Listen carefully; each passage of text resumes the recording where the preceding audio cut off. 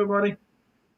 Welcome to the Nick and Jean Show, where we talk about everything in the nerdverse. Well, almost everything. And spoiler warning, in case we happen to spoil anything, which we undoubtedly will. Maybe. Maybe. You've been warned. You've been warned. So, spoilers ahead. So, is this thing on? I think so. Tower. Boing, boing. I have no idea if that did anything. I don't have the audio feedback. Hey, everybody, and welcome to our tens of viewers to the Nick and Jean Show. Hope you're all well on this fine, glorious Monday evening here in deepest, darkest Essex. Saying it's glorious because actually it's not sweating your asses off for a change, which is basically different. And there's barely been a gunshot in the past 24 hours, so hey, things have been quieting down out there. Yeah. No, it is Monday. Well, yeah, just and weekend's been and gone. Now we've got basically cover their stuff and done, that kind of thing. Anyhow, just to basically some quick pieces of our housekeeping, so you're all aware. You can watch our live stream on altworldtube.com. That's our YouTube channel. You can basically watch us also on Altworld Studios Facebook page at facebook.com/AltWorldStudios. And you can find us on Twitch. Just search for Altworld Studios. So, yes, if you go to Twitch, you will find us there. Also, as a reminder, you can listen to us on your favorite podcast channel. So, look for us on Apple, Spotify, Google, Amazon, etc. Also, I want to give a special shout out to Deezer because we seem to have lots of listeners on Deezer. Yes, Deezer's the place to be if you want to listen to the show. The Deezer fans know their stuff. Good to know. Yes, they do. So thank you to all our loyal listeners on Deezer for listening to us. We do appreciate letting us into your homes every week. And I hope you enjoy this podcast. Also, as we know, this podcast is also a webcast, which you can watch live, which we discussed earlier. But you can watch the recording at any time on our YouTube channel, altworldtube.com. I think that covers everything, right? You think so? I think so. You think so? Okay. I think you got it. Okay, guys. So tonight, I believe we are going to be talking about the Bad Batch and Masters of the Universe. Is that correct? Okay. Well, maybe some Masters of the Universe talk. Maybe not as much as we did last week, but we'll see. Anyhow. Any studio stuff to get I got some studio news. I was just seeing if you want anything else you wanted to interject to say. No? Okay. Go for it. Oh, okay. I gotta go for it. Go! Well, some studio news for you all, just for you guys keeping track. In 2 weeks' time, we will be at Collectors Corners Bel Air for Free Comic Book Day. That is going to be on August 14th at 9 a.m. through to 4 p.m. I believe that we're going to be there for. I'm not quite sure where they're putting this in the store. I believe we may be near the front. I don't know. I'll be talking to the store manager some next week or so, so I have a good idea of our location. But you will find us there for Free Comic Book Day at Collectors Corner, Bel Air, Maryland, starting at 9 a.m. Be sure to come along. We have lots of art prints there. We're also going to have some of our comic books as well. And plus, you get free comic books. Collectors Corner is going to give away 5. That's 5 comic books per customer this year. So yes, we will indeed. So this is a great time. I said this before. Free Comic Book Day is a great time for you to basically pick up a title you wouldn't normally look at. Be it an independent, be it basically something a little bit different. They're going to have the Avengers, Justice League, Batman, and Superman titles on there like they normally do. However, there's also going to be some alternative titles from a lot of different type of comic book companies. Pick up those 5. They're not going to cost you anything. Try something different. Try something that's a little bit out of the normal fighting titles to see what you like. Also, we're going to be there, I believe. I'm going to basically place some comic books on the free comic book table for you guys, for people to grab. So this is going to be an exclusive to Collectors Corner Bel Air. So be sure you're there on August 14th, which is Saturday in 2 weeks' time, at 9 a.m. 9 a.m. the doors are open, and we will be letting people in. So see you all there. How about that? That's almost smooth. See, that's been a week of listening to Michael Rosenberg on this podcast. I'm actually learning to be smooth for my deliveries now. Yeah. Yeah, this thing just kind of sits there in a big old leather chair with a big microphone in his face. You don't actually see his face. This is a big microphone. Yeah. And he wears his hat, like a tall piece on the hat, like an advertising. Yeah, I watched it. Advertising thing. It's actually very interesting. Actually, Yeah, I like his podcast. the podcast is very interesting. I actually listen to the supernatural actors. So Jared, what's his name, and Jensen. Jared Padalecki and Jensen Ackles. Yeah, that's that. Yeah, I listened to that podcast when I basically with him. It was actually kind of fun.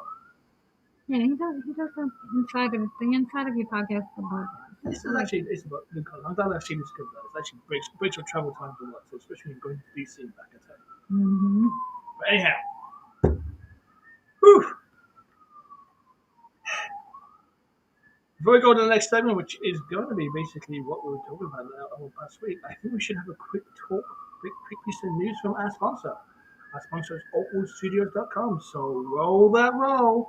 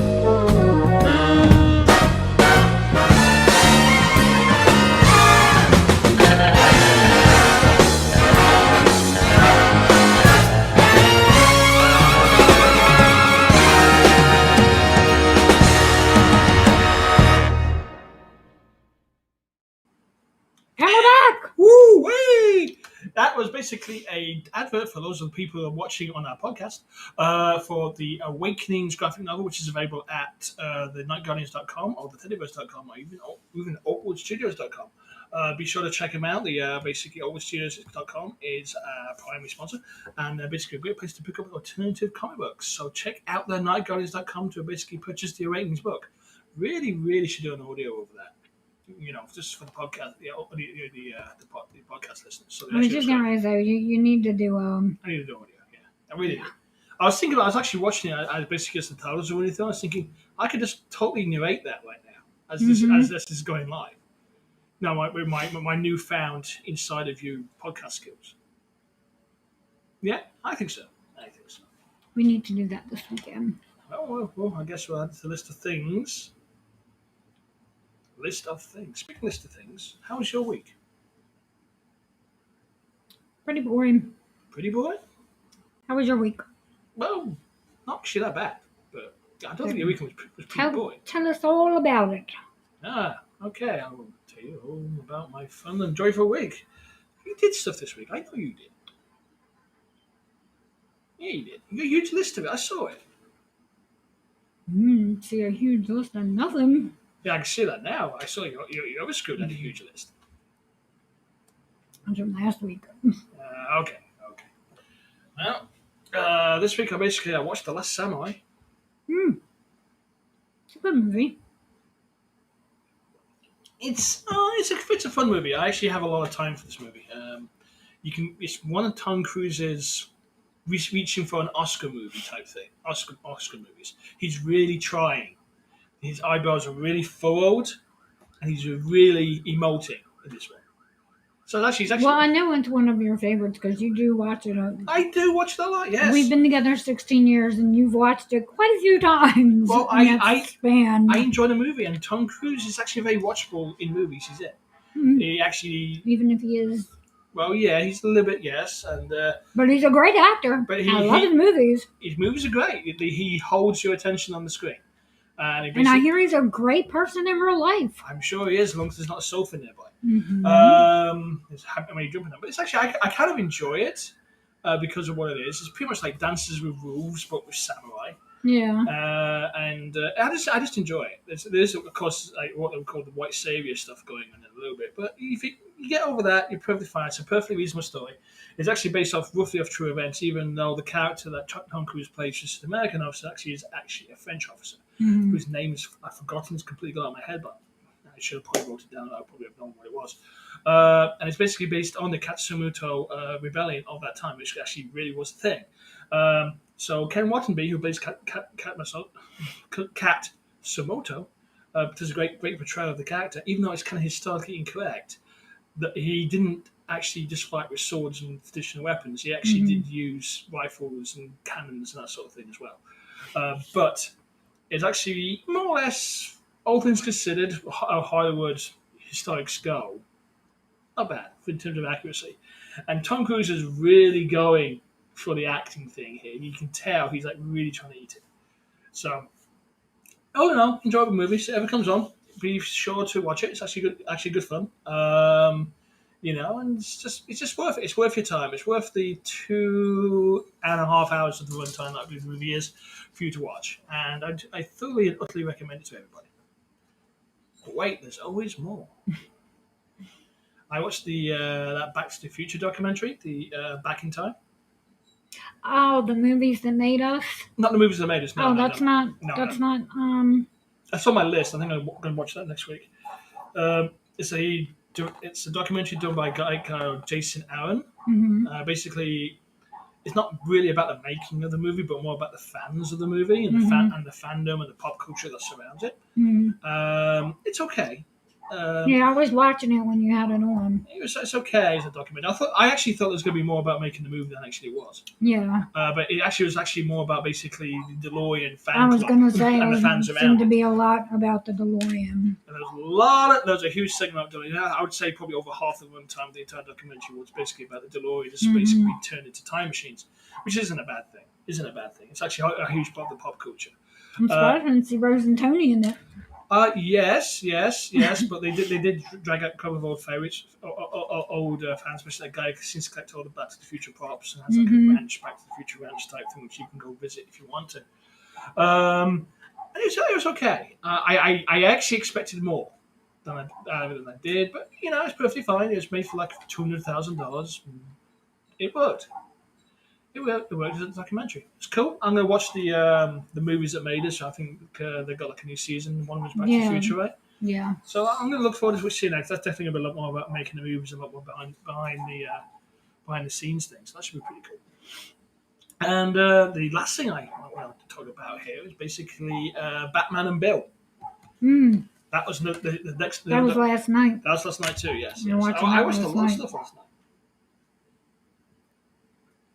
That was interesting. That was basically a documentary by Don Argot and Sheena M. Joyce. I made a point of putting the N down in this case. There's another Sheena Joyce out there.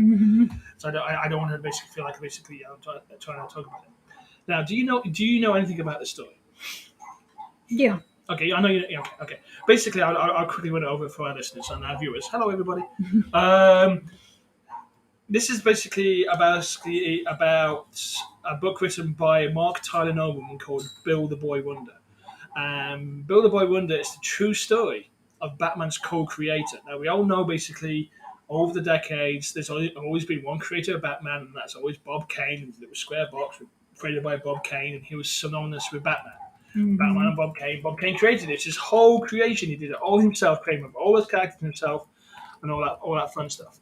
It turns out to be a bit of a lie. Apparently, at the time of Batman's birth, Bob was asked if he could create a character similar to Superman. He went up and said, "Sure, I can make up something. I'll come up weekend." But he didn't have anything. Basically, he had a character with blonde hair, a red unitard, and Batman wings. And it was based off, if I remember right, the Leonardo da Vinci Batman illustration. And that's basically all he had. But he had a friend called Bill Finger who was remarkably creative. And basically, Bill Finger influenced the entirety of creation of Batman. He basically came up with the cowl, the cape, the symbol, the outfit, basically the entire backstory for Batman. And then basically came up with all the villains. And all Bob really did in the end was basically, and I say only really did, was basically draw it. But even then it was really, he started ghosting stuff out for it. So basically, it's a story about a comic book writer called Bill Finger. He sadly died in the mid-70s, unknown. And basically, the family struggled to basically get Bill's story acknowledged, and basically Bill acknowledged as the co-creator of Batman. Now, I'm going to go back and quickly say this. Based on what I know, I read about Bill Finger, and basically the documentary and other bits and pieces like that, I'd say that Bill is probably absolutely the creator of Batman. Bob drew it. Now, I'm not taking away from artists to draw stuff and create what comes out, but the entire mythos, the entire creation, the entirety of Batman is because of Bill. Without Bill, there is no Batman. Without Bill, there's no Batman. Simple as that. And the call him co-creators, I think it's a little bit self-serving in itself. He is the creator. He took this idea that basically was a Leonardo da Vinci drawing, and basically turned it into a full-on character. Now, there's lots of like myth and mythos about Bob saying he drew this guy back in like 1934 before he was superheroes even thought of, all that kind of crazy stuff. It's a lot of revisionist going on there. And I'm not going to speak too ill of the dead. Bob actually had a strange reputation in conventions and kind of been a bit not very nice about some things. But he's very guarded about the creation of Batman, and he basically brought in money. But he basically, along the way, he completely kicked Bill to the sidelines, took all the creation and everything, and basically Bill was completely forgotten by history. Even to the point that basically there's a part of an autobiography where basically he wrote a huge letter to like a Batmania fanzine about basically how he was the sole and only creator and like Bill was a mental case. But no, it was actually really good. I really enjoyed it. It's good history. It's called Batman and Bill. It's up on Hulu, I believe. So you guys can watch it up on there. I thoroughly recommend it. If you're a fan of Batman, this is some history of Batman you should really, really know. And basically, it makes you wonder about some of the other character creations and that sort of thing. I like when he was walking around the conventions and asking everybody who had on a Batman shirt or Batman costume, Batman questions, and asking every one of them who's the creator of Batman, and said Bill Finger's name, and not one of them knew who it was. Yeah, so I'm basically saying, do you know who Bill Finger is? And half expecting to come from and say, well, is he a Batman villain? Because his name does sound a bit Batman villain-ish. Bill Finger. I am Bill Finger. I riddle Sounds things. Like a 007 villain. It does kind of a bit like a 007 villain. But yeah, it's an amazing story about this amazing creative talent. And God knows what else he would have came up with if he was given a bit more limelight.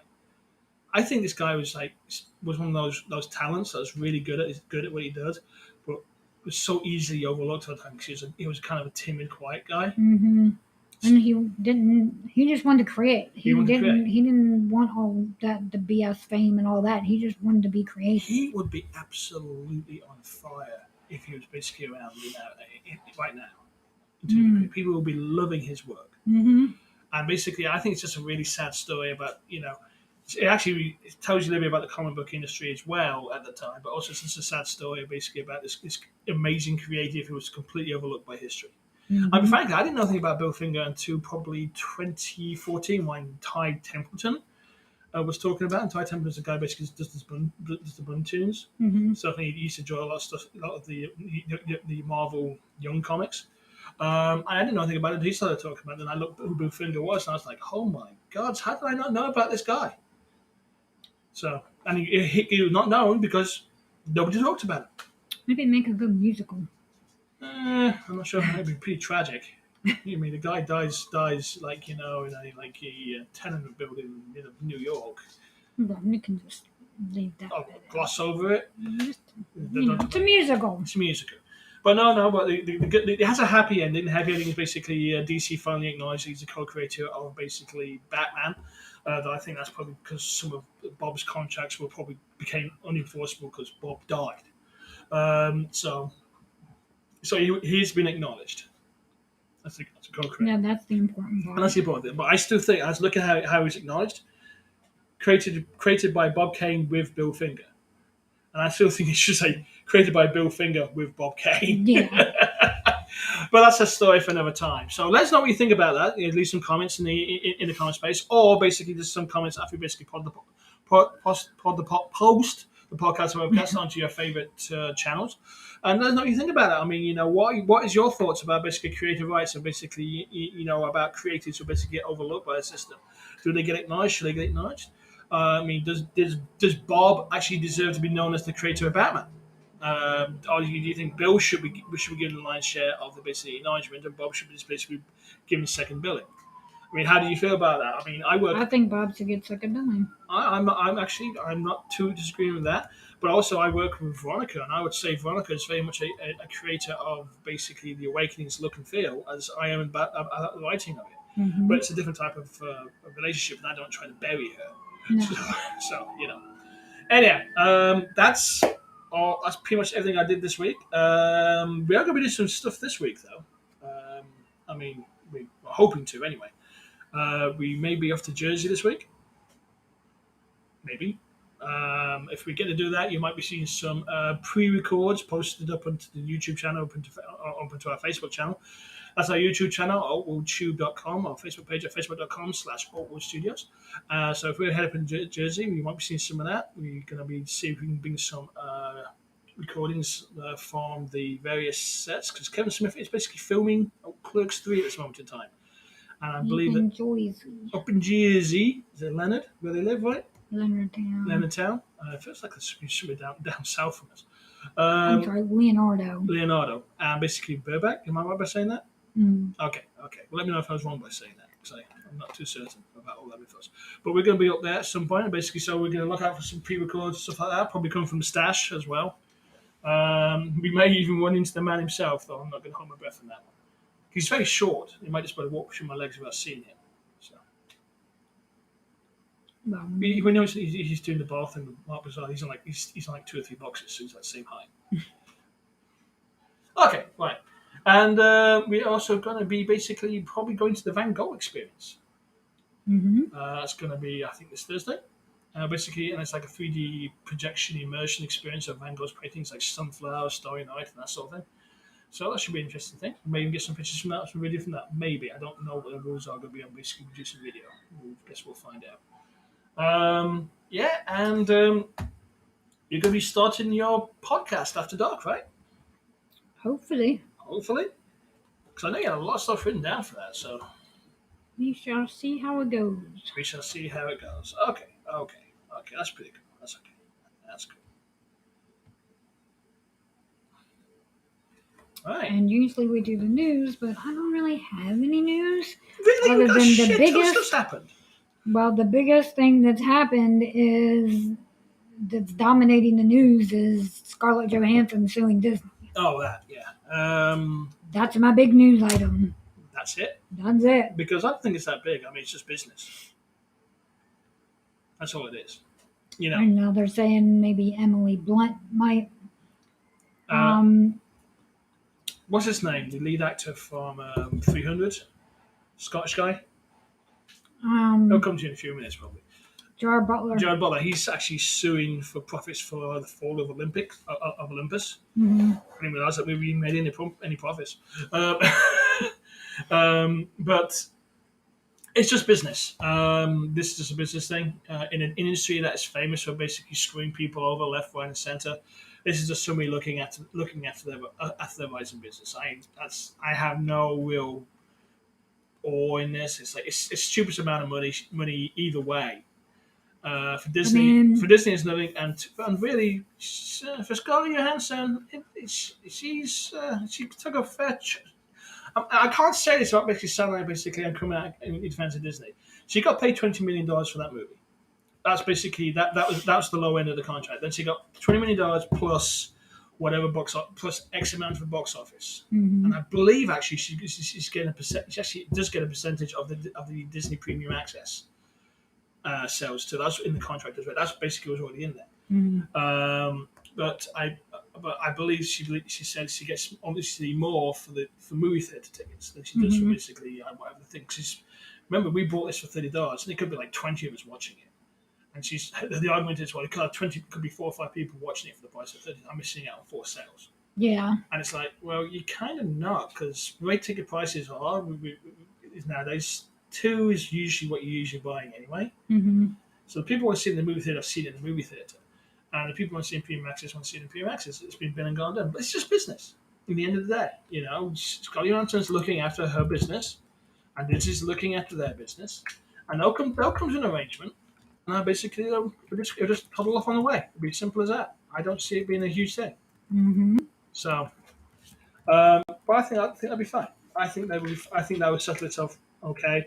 Scully and Ansel will probably come back for some cameos here and there because Kevin Feige wants them. I heard Kevin Feige is not exactly happy about the situation because he didn't know about the profit issues.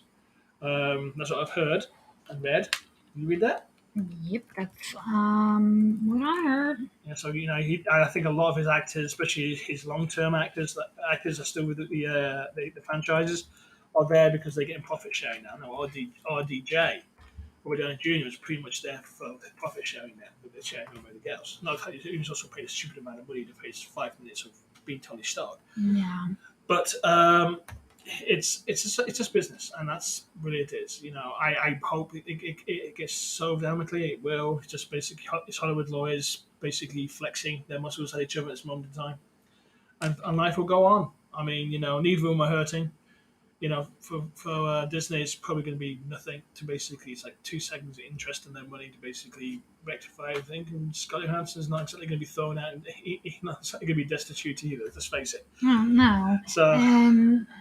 I mean, yeah, there's some people that have gotten upset because they're like, well, for fuck's sake, how much money do you need? Well, you could say that. And yeah, you could say that, but you have to look at it as if you did a job, you would want to get paid for it too. If you did, and you wouldn't want to get screwed out of money either. Yeah, no, and basically that's what it comes down to. It's that old Firefly quote, isn't it? Basically, I did the job, I had to get paid for that job. Yeah. And that's basically what's going on here. She did the job, and now she'll have to get paid her full contractual terms for that job. And that's perfectly fine. That's business. If you don't look after yourself, especially in this entertainment industry, you will get it up the ass. Mm-hmm. Because they'll see you as weak or they'll see you as exploitable. And once they start seeing that, they will start working all over you. And Scarlett Johansson's in another position as well, because basically, even in today's more woke Hollywood, she's still a female actress, and they still have a technical shelf life before they can come back to be mothers or grandparents and that sort of thing. And she's at that point, unfortunately, which is stupid if you think about it, because she's absolutely gorgeous. But they're going, oh, you're in your mid-30s now. We can't cast you for these roles. We've got some mom parts for you. So, and that's just the way Hollywood is. And it sucks, but it is what it is there. So, well, what I've been seeing in the headlines now is that Emily Blunt, is watching what's going to happen. And what is her name from Cruella? Emma Thompson? Yeah. No, not Emma Thompson. Is it Emma Thompson? Not Emma Thompson. It's Emma something. Emma Stone. Stone, that's it. Yeah. As well for Cruella. Really? So, because Cruella was straight to fucking Disney Premium Access. It was like didn't even pass into the theaters. And it wasn't that good. I haven't seen it, so I can't say. But yeah, that's the big news that's been dominating. That's the big news been dominating? That and today has been because Matt Damon's daughter, told him that faggot's a bad word? Yes. Yes. Faggot's a bad word, everybody. And it's an odd word. And I hear what it means where I come from in England. Faggot is obviously a colloquialism. Say the F word for homosexual. Yes, it's the F word for homosexual in this country. And most of the countries. The derogatory. It's derogatory, but it also means piece of wood that you burn. The shorter version, a fag in England means cigarette, which could win some interesting encounters I heard during basically some mixed deployments between US troops and UK troops, and UK troops going up to a US trooper and saying, "Hey mate, can I have a fag, please?" When he's basically just saying he wants a cigarette. So basically, these are words that basically mean different things in different languages, but it is a derogatory term. I just want to say it out in full, so basically people know what we're talking about. And I'm surprised Matt Damon, being American, didn't know this. I mean, for me, it's like, even I knew it's not a good thing to say. So, well, where he grew up, his friends used it in a different way, and is that like using the C word as a friendly colloquialism? Maybe. That's another word that basically has no friendliness attached to it, as far as I'm concerned. Mm. And you say to someone in the UK, you're pretty much going to get punched in the face. I But definitely don't like that word. no, I don't like that word either. That's why I'm not even going to say that word. Mm. So anyhow, yeah, I heard about that, and apparently his daughter told him this, Mm-hmm. and it's like, how old is his daughter? Like 8? Oh, I don't know how old his daughter is, but some people are like, that's great, change is good, but and Change then is of good, course, yes.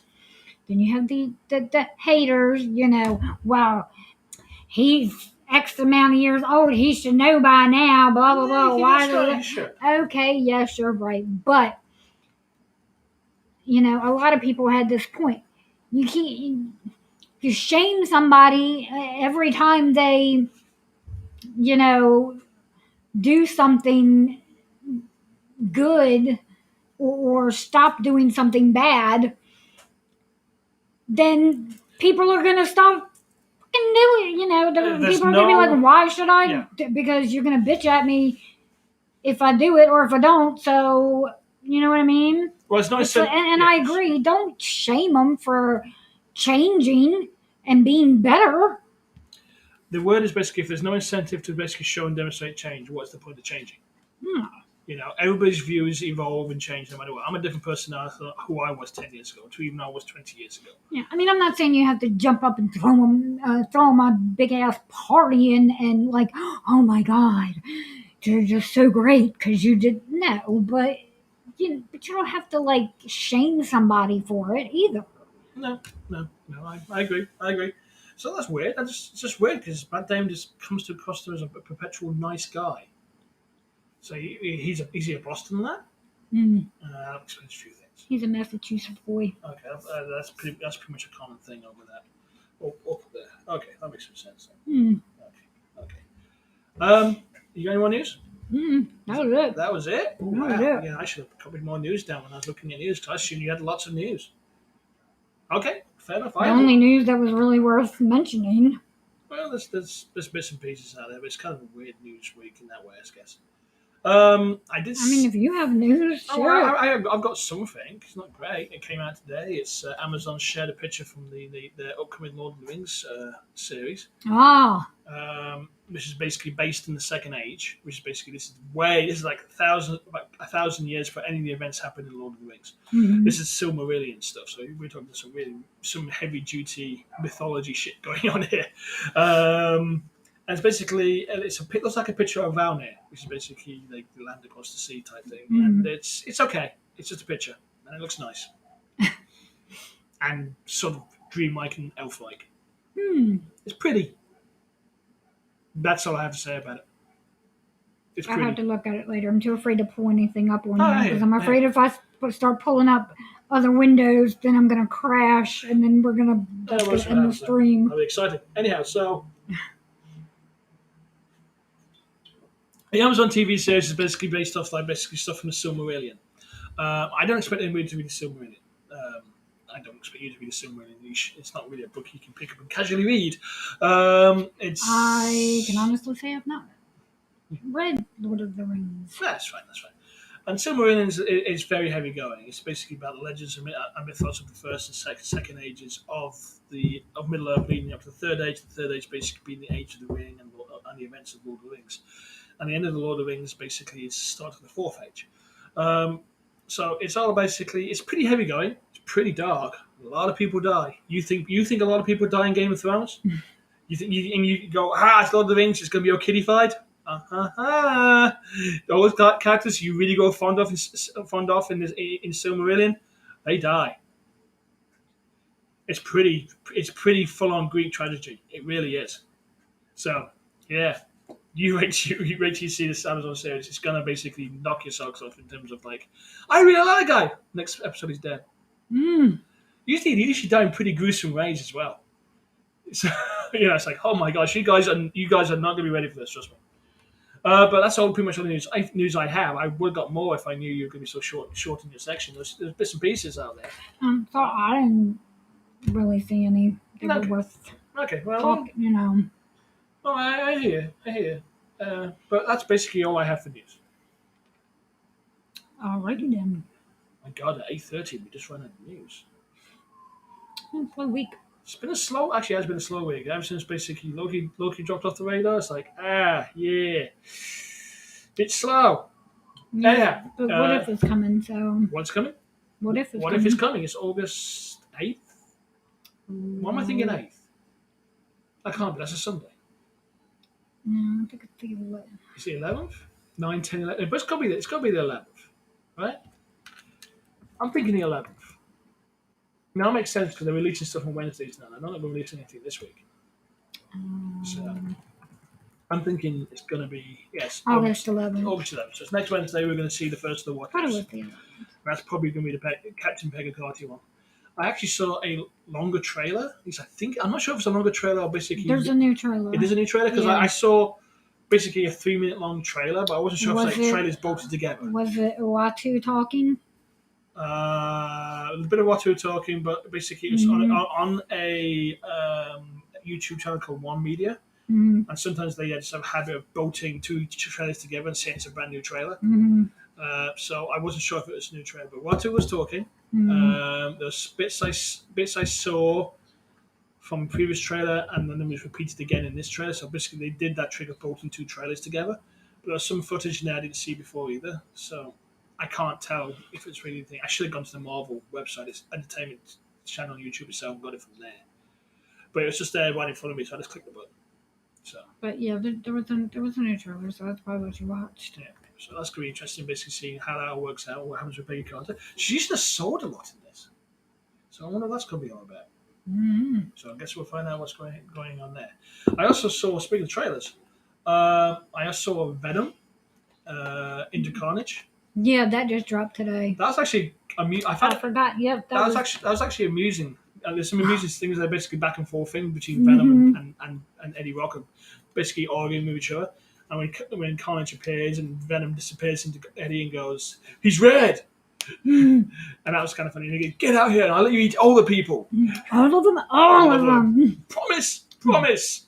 And then he comes back out again. So I got mixed feelings about the Venom thing. The original, I thought the first Venom wasn't that good. It had parts of it that said some greatness to it, but it was kind of missing the beats in many places. Plus, I felt it was a little bit too long for what it was.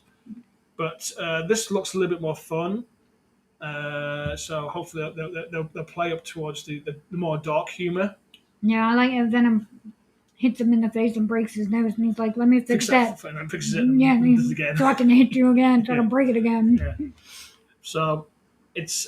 I think they play with some of the dark humor. I think it's going to be a lot of fun. I think they basically went, that Deadpool thing, that dark humorous kind of stuff. We can go in that direction a little bit more because people are more used to these characters, and we will get more people going in. And I think that's going to work. So this should be fun. I think this is going to be fun, though. Carnage is not one of my favorite characters because basically he is a complete and utter rip you apart type character. It's like, wow, there's some sick guy who came up with this guy. So I find out basically came up with Carnage, who was actually originator of that character. Because it really is a nasty piece of work. But anyway, that's all the news that I have, and I believe next up we are going to be talking about the Bad Batch. But first, a word from our sponsor.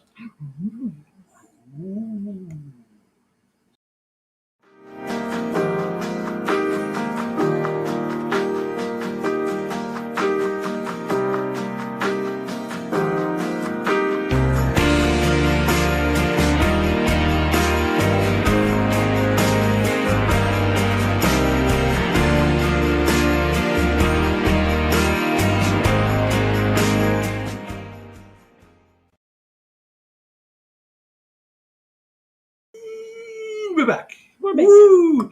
That was another trailer for basically the Awakenings graphic novel. The Awakenings graphic novel is the adventures of a band of teddy bears who are on a quest to save their child's soul from the Lord of Nightmares. Awakenings is going to be available at thenightguardians.com. Go check it out. There's a preview that you can read of the pages. It's going to be 180 plus graphic novel. I know, I'm doing all 180 pages of the lettering, and it's painful. And a couple of backup stories as well. It's going to be a great book, probably one of the best books we've ever done. It's going to be retailing for paperback about $20, and you can buy it for $29.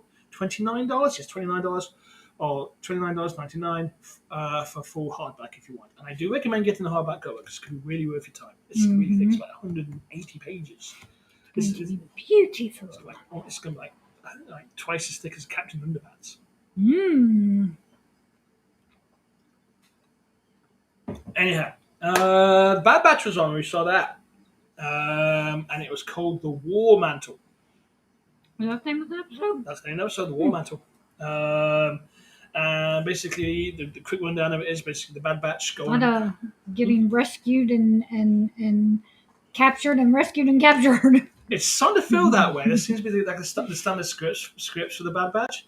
But basically, in this case, they basically go off to basically rescue a clone Reg on the request of Captain Rex, Commander Rex. So they go off to rescue him from basically what turns out to be an Imperial Stormtrooper training facility. And this clone was one of the trainers for these Imperial Stormtroopers. Mm-hmm. That's what I'm kind of getting from this. They succeed. They rescue the clone. The clone's name is called Gregor. That doesn't mean anything to me, but apparently he was in the Clone Wars series. So we get a guest cast again from another clone that basically probably appeared in 2-3 episodes and then disappeared. Mm-hmm. But the guy's called Gregor. He just training the stormtroopers. As with all things Clone Force 99, the escape goes sideways, and they escape via an exhaust, and they try to get out via an exhaust port, which all Imperial facilities seem to have exhaust ports. It's supposed to be a standard thing at this point. You think, but let's put an exhaust port in this. Let's put an exhaust port in this. We must have somewhere where the rebels can fire down 2 photon torpedoes using the force to destroy a facility at all times. Mm-hmm. So we must have an exhaust port on everything. It must be like they must have had a good going rate from a contractor somewhere on exhaust ports. So they escape down the exhaust ports. They all get on the mortar and then get attacked by various fighters and get shot at, that kind of thing. All of them except for Hunter, basically makes a leap for the mortar, but unfortunately fails and basically falls down the mountain and basically gets surrounded by stormtroopers and is captured. So Hunter gets captured by stormtroopers. The rest of the Bad Batch get away with the mortar with Gregor on board for some reason. I don't even know what's so special about Gregor that they're basically trying to get him out of there. I guess Rex needs him for something. I don't know.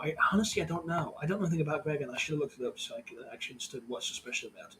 Mm-hmm. But I'm sure we're going to find out. We may not find out. May just be because we have 3 episodes left. 2 episodes left. 2 episodes left. Along the way, in between them, basically Clone Force, basically the Elite Commando Squad, basically screwing up yet another rescue attempt. We find out that basically then Kamino is being emptied by the Empire. They're taking all the assets, they're taking all the clones out of Kamino, and we also learn they're not going to renew their clone production contract with Kamino as well, mainly because recruiting people off the streets of basically various Empire planets is probably cheaper than trying to produce a clone. Mm-hmm. Probably they're more expendable, which explains why stormtroopers get and crap. They keep the scientists and kill the politicians. Keep the scientists and hinted that basically something nasty happens to the politicians. So I do know in the book lore that the clone facilities get nuked at some point. But that's book lore. That could just be enough thrown comments. It may basically just turn out the Imperials destroyed from space or something like that. Mm-hmm. But the clone facilities do get destroyed at some point. Whether it's the rebels or the Imperials, I don't know. I assumed it was the rebels because they basically produce stormtroopers, and that's bad. But it may be the Imperials are just trying to destroy it, so nobody can use the facilities to produce an army to stand against them.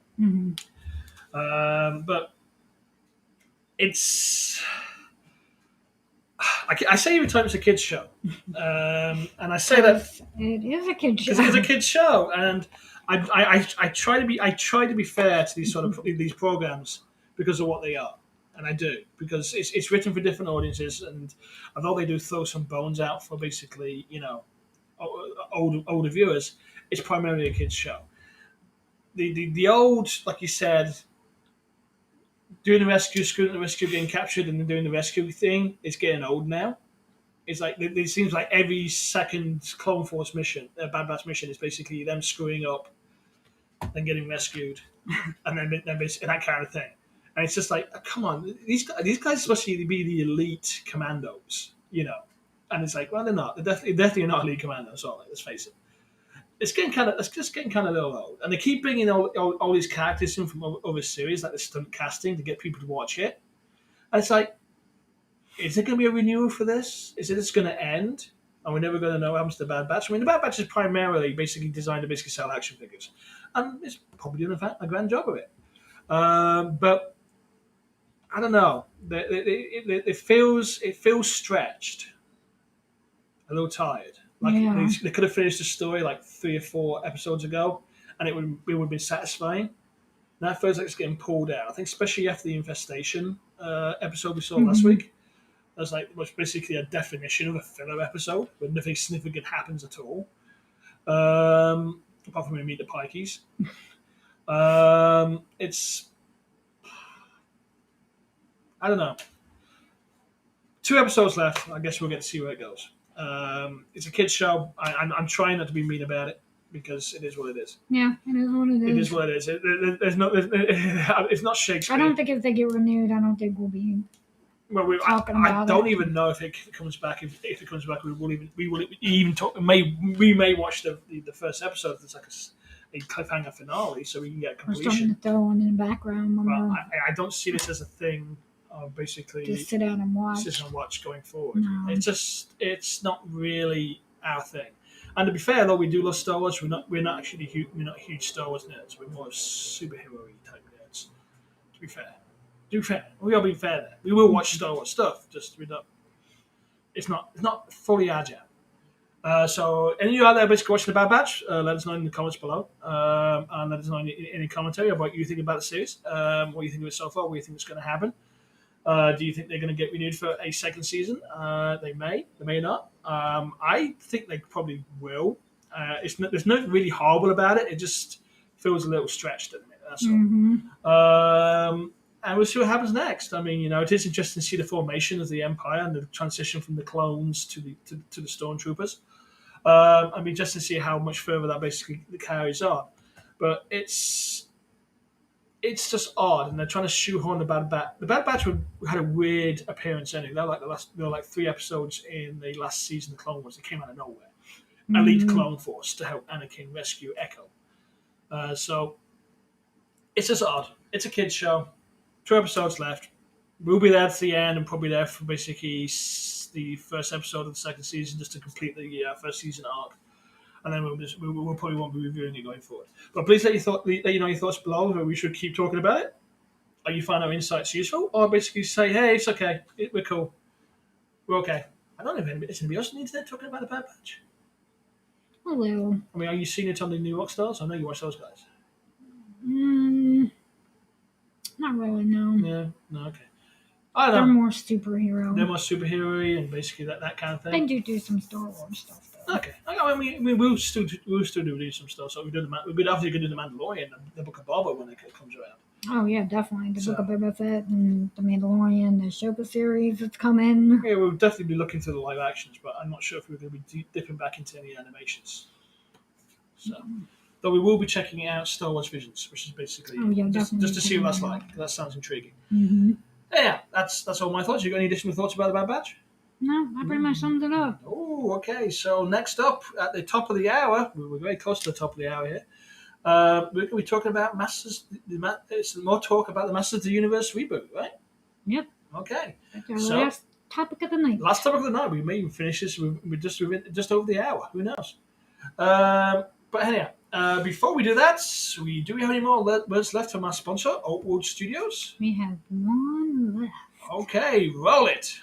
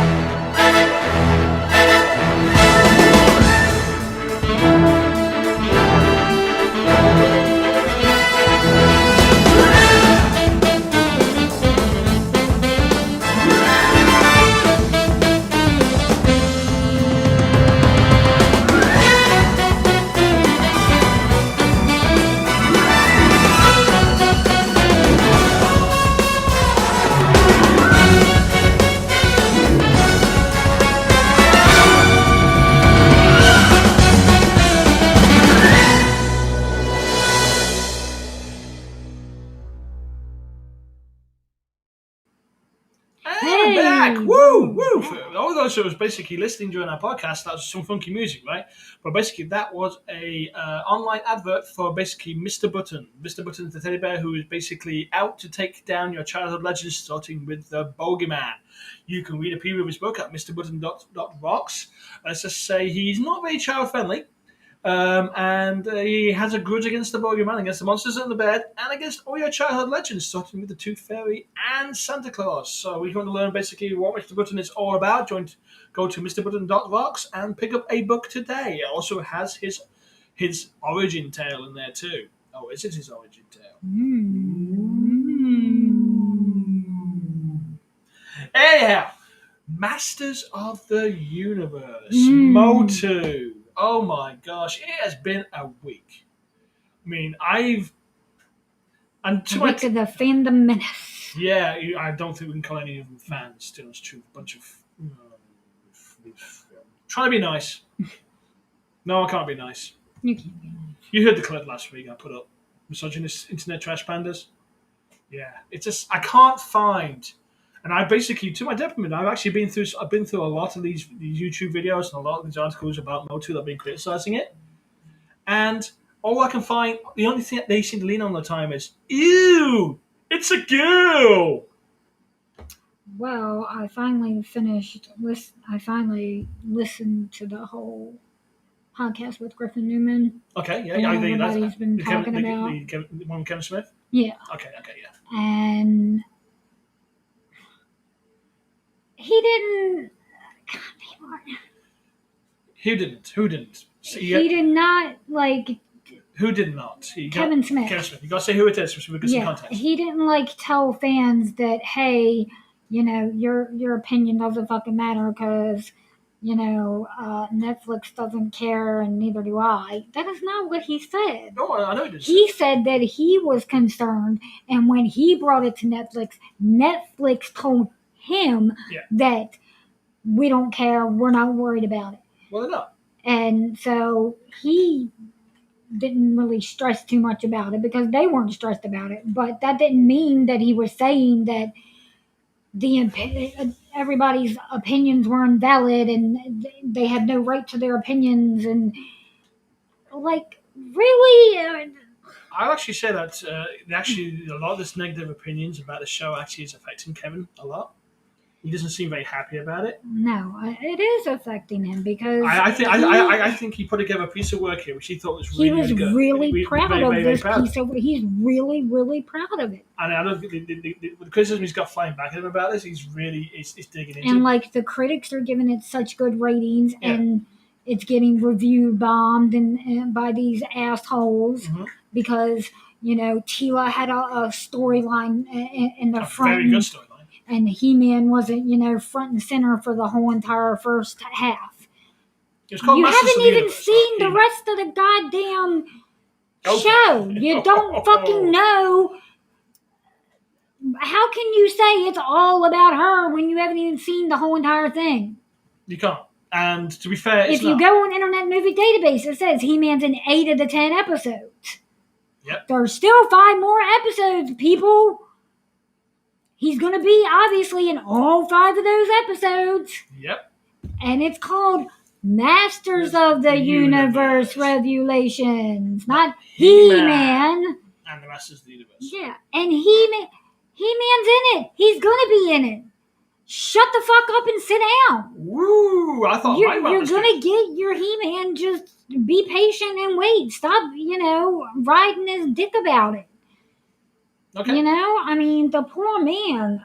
I feel so bad for him because there's just people just shitting all over him. And it's like, if you want the original He-Man so goddamn bad, there's a billion streaming places that you can go watch all those episodes. The He-Man that you love and adore over and over and over again. All 100 episodes of Evil Plot of the Week, where nothing ever happens, and basically that's the latest toy they just released. Yeah, and then there's people that their He-Man is the one from 2002. That's actually a good animation and they're series. Griping and this story has no ties to that iteration of He-Man at all. He even says in the pocket they weren't allowed to touch any of that. No, they weren't. None of that. So it's like, what are y'all bitching about? You still have the show that you love so much. Go watch it. Because they're a bunch of man-childs and they're scared. They're afraid of strong women. Like I said, I went through. I mean, sorry. Go ahead. Okay, thank you. I went through a lot of the YouTube videos, basically negative, talking about He-Man, and I read a lot of negative articles, basically from written by fans, basically reviewing He-Man, and sorry, Masters of the Universe Revelations. And again, the only thing I could find was the only reason I could find them not liking it was like there's no He-Man in it, even though basically they never said there was going to be He-Man in it, even though he appears in every single episode. And it's a girl. It felt like I was reading something like I was 11 years old, and basically I was told to basically go hang out with the girl guides. I'm 11 years old. But I mean, 11-year-olds, especially back in the day when I was 11, the girls were basically like a foreign species, and you never intermingled. Mm. It was still your era, your generation too, Mm-hmm. and that's what it felt like to me. It's like, oh my god, it's a girl character. So what? She gets a good strong storyline. She's always been in He-Man. She's always fought along He-Man's side.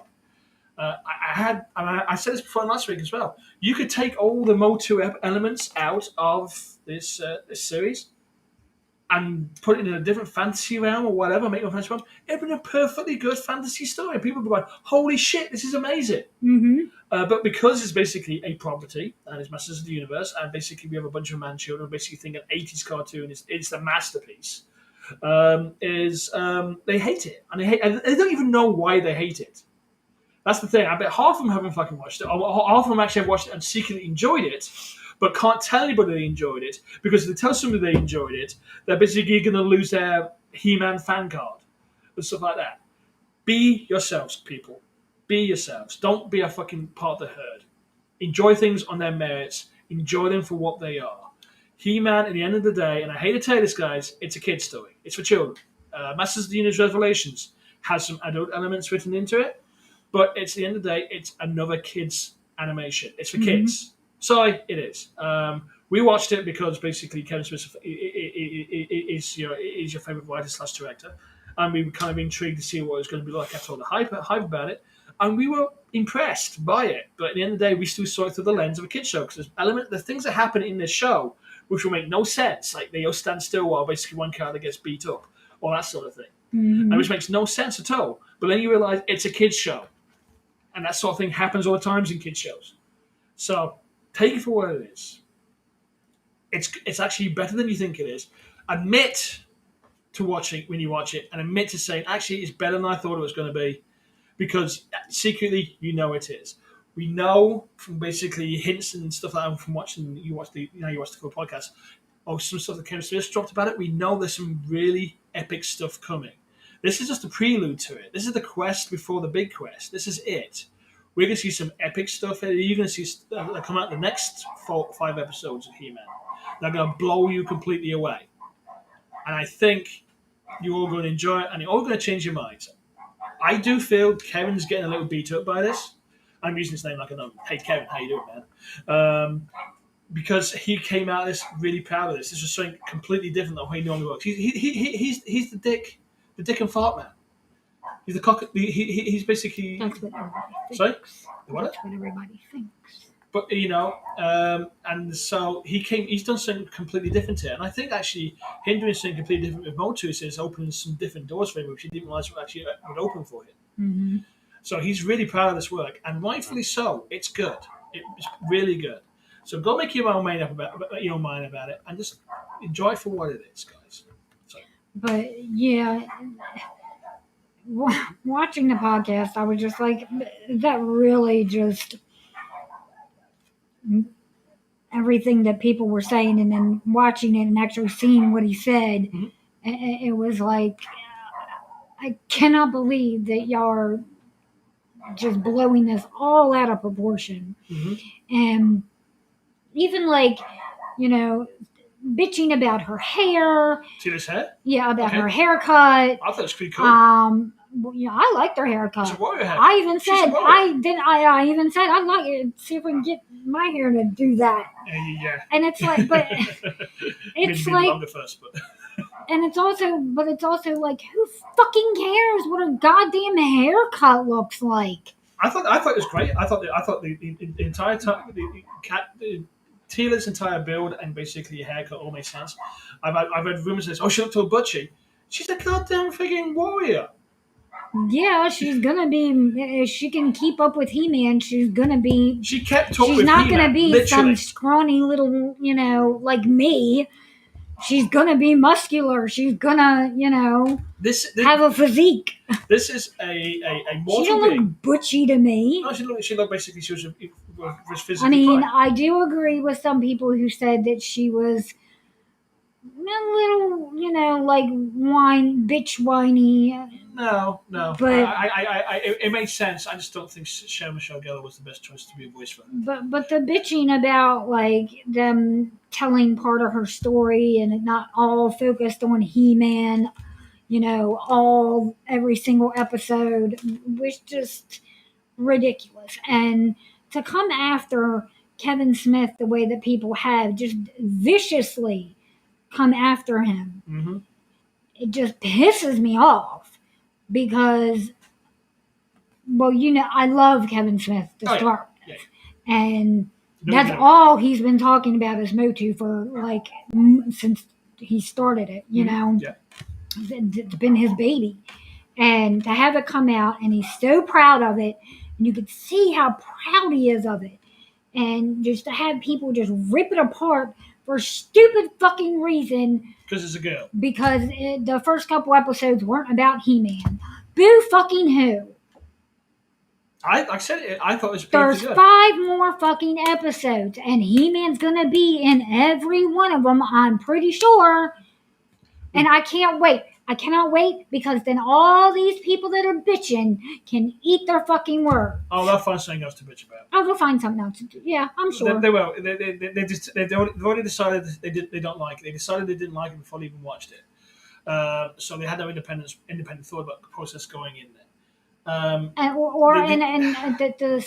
The Kevin Smith's a shill. He's a sellout. Yes, I will admit I've seen a couple of his podcasts and it's kind of just ease off the accelerator a bit there, Kev.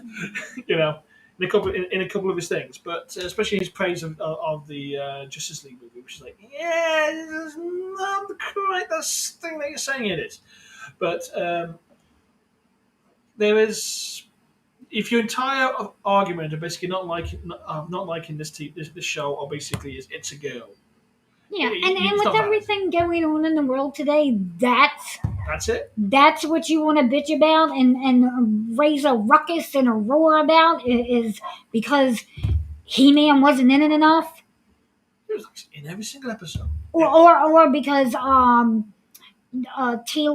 and the Andrea. Yeah. Because, of course, they're gay. It was on the show, and they're gay. They're gay together. But no, first of all, Kevin Smith said that's not. And Tila doesn't have a girlfriend, and that wasn't even. Well, that is other people putting their ideas. You know what it's about. I'll tell you. And even if they are. Who fucking cares? You know what that is. What? Why does it matter? Does it affect the story in any way? Or the animation? Or anything else? Or the performance? No. So why does it matter? Well, you know what it is, right? It's basically, it's years of these fanboys having the He-Man action figure and the Tila action figure and having them bonking each other and setting them up in like weird poses all the time. It's sexually suggestive poses all the time. Maybe she's bisexual.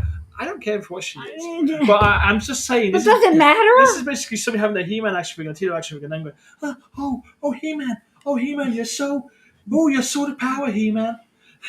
I have the power. So it's years of them doing that, and suddenly all their little He-Man Tila fantasies have been blown apart. She's a warrior. She was a captain of the Eternia Guard. She basically fought with He-Man toe to toe next to He-Man on his back. Mm-hmm. The girl is going to have muscles. If she is she a lesbian? Who freaking cares? Who cares? I mean, there was some implied stuff going on between her and Andrew that she'll go wherever Andrew goes, that sort of thing, which is perfectly fine. I'm okay with that. Maybe they're just really good friends. Maybe they're really, really good friends. God forbid two women be really good friends because they might be gay. Dog's going nuts. Looney. And the dogs out back are going out. Oh, the dog's going nuts. Maybe we've got like somebody trying to sneak up on us or something. Anyhow, look, guys. Oh, you're not. Hey, live. Hey, live stream. We actually get some viewing figures up there. Anyhow, there's a segment of this of the MOTU fandom that's just made this toxic, and it's a segment of any fandom that's in the midst of toxic. Usually, when it's a strong female character involved with the lead of a story, lead of a movie, or whatever, we basically start having these people come out of the woodwork and basically say, "It's not what I thought it was gonna be. It's a girl," and it's like, guys, stop it, please, just stop. I'm just done with it. I'm done with this crap. I really am. What has really amazed me is I've seen women bitching about these same things. Yeah. What? I mean, to be fair, What? the story has flaws in it. It does, but it's like like I talked about the Bad Batch earlier. It's a kids show. There's flaws in it. There's stuff that basically will not make sense to you because we're thinking in adult logic, watching a kids animation of a kids toy. It's like me basically watching the Lego movie going, that wouldn't happen. It's a kid's toy and it's Lego. But as a woman, I grew up playing with He-Man toys. You had She-Ra, which was like a terrible animation. I played with He-Man and the castle, and I played with all the toys. Watched the cartoon, loved it. I mean, She-Ra wasn't even allowed to hit anybody. Yeah, and she had accidentally knock him over. Other women rip this apart for the same reasons that these other people are ripping it apart because it's of it being about Teela and not all about He-Man. I'm just like, why? Just why? Actually, that would be a nice question to ask them. Why? Not because. Can you give me a reason why beyond basically you don't like Teela or you don't like a strong female character? I don't get it. And there's still, and what really irritates me is that there's still a whole other half of the show left. Yeah, it's going to be coming sometime in the fall. You're basing this on half of the show, half of the season that you've seen. Yeah, and it's I believe the next half's coming in the fall. I believe. So I've been working on it now. And I think they're finishing off and mocking things down now, and they might. I hope they don't change anything because of criticism. I would love if He-Man is in every single goddamn episode and in every single solitary frame, so they can eat their goddamn words and leave poor Kevin Smith alone. Okay. Well, leave him alone. Kevin's a big boy. I mean, he's a big boy. I know. He's off doing his own thing now. I know. He's in Clerks Land. I know. Which we're going to be up on there on Wednesday. Stop picking on Kevin Smith. Are you going to run off in the middle of his movie set and try to give him a hug or something? Maybe he needs a hug. I'm so going to film that to see how far you get before you get tackled by security guards. You never know. You never know, indeed. Anyhow, look, guys, it's a kids' show, so don't be a misogynist trash panda about it, please, because there's no point. Enjoy the show. I said it with Bad Batch, and I say it with a lot of shows. Enjoy it for the merits that it is. Remember the audience it's made for, and just enjoy it for the merits it is. If you have problems with He-Man and the Masters of the Universe, that's perfectly fine. But if you have problems with it basically because it's a girl, that means you probably have a problem yourself. It's as simple as that. The show has some flaws. That's but a lot of them can be put down to basically it's written for kids. I'd actually say one of the bigger action sequences I was thinking about this the other day.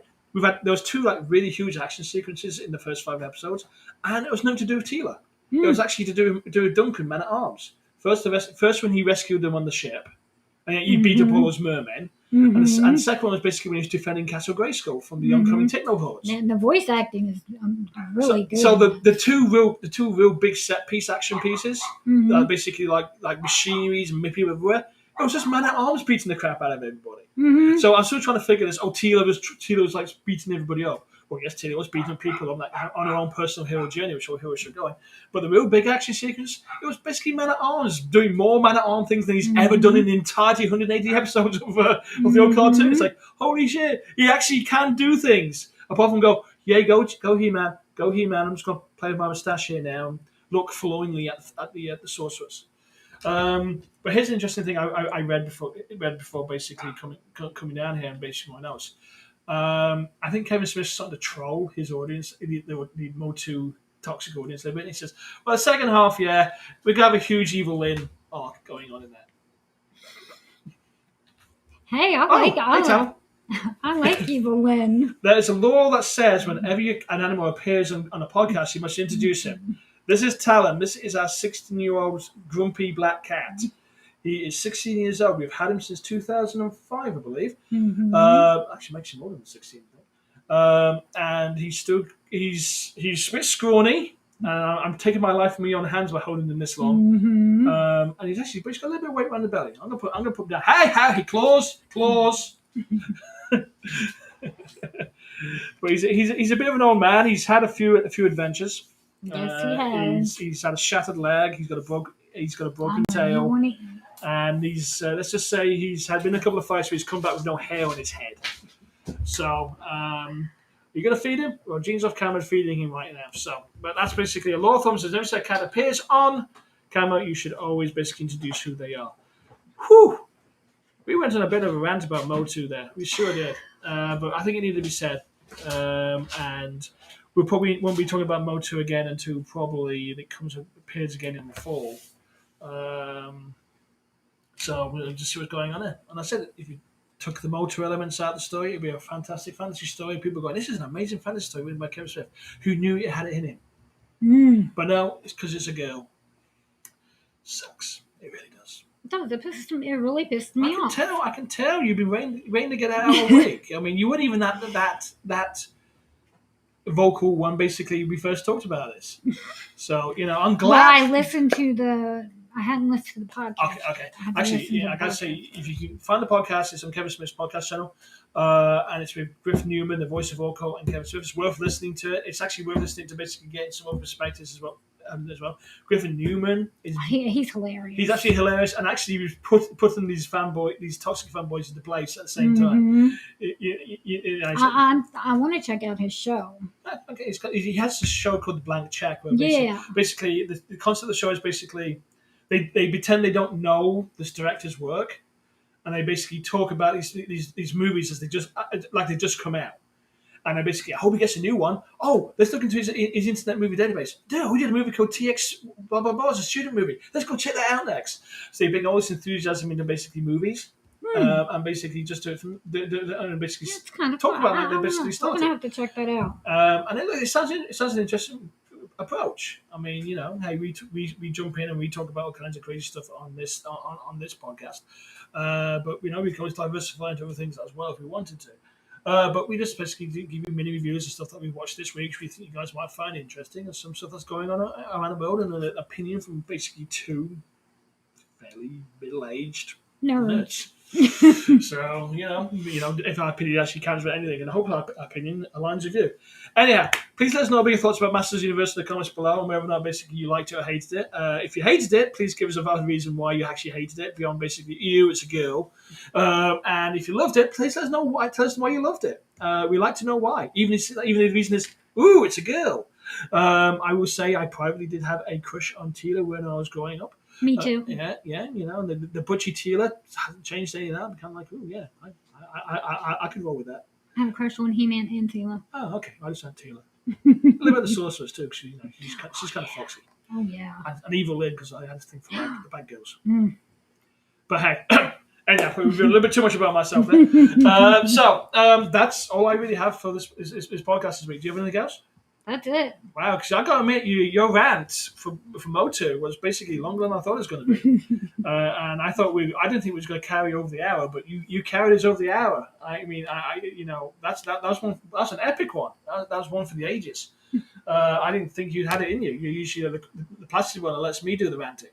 So, but good. But they were attacking my cousin. You're attacking your Kev. Yeah, they were attacking my Kev. You're attacking your Kev, and you just had to basically go swing for him. Mm-hmm. Okay. You know, you say his name 3 times in a row. Who plays like Beetlejuice, right? Mm-hmm. Oh god, that's all. Anyhow, that's all I have. I guess that's the end of this week's ramblings. Yeah, that's all for this week, nerdlings. If you enjoy our nerding, I forgot how to talk. If you enjoyed our nerdling ramblings, then please be a peach. Why a peach? And make sure to like and subscribe. You can find the Nick and Jean Show wherever you digest your podcasts. Apple, Google, Deezer. If you're in Deezer, we love you guys. And be sure to leave us a very kind review because that helps the algorithm and pushes us up a little bit more. We do have some interesting news coming off the Nick and Jean Show. We'll probably talk about that in the next episode. Hint: we may be changing the name. So that's all we have to say. You all have a good one now. Be sure to check us out on Alt World Talk or altworldtube.com. Thank you for listening. This has been an Alt World Studios production.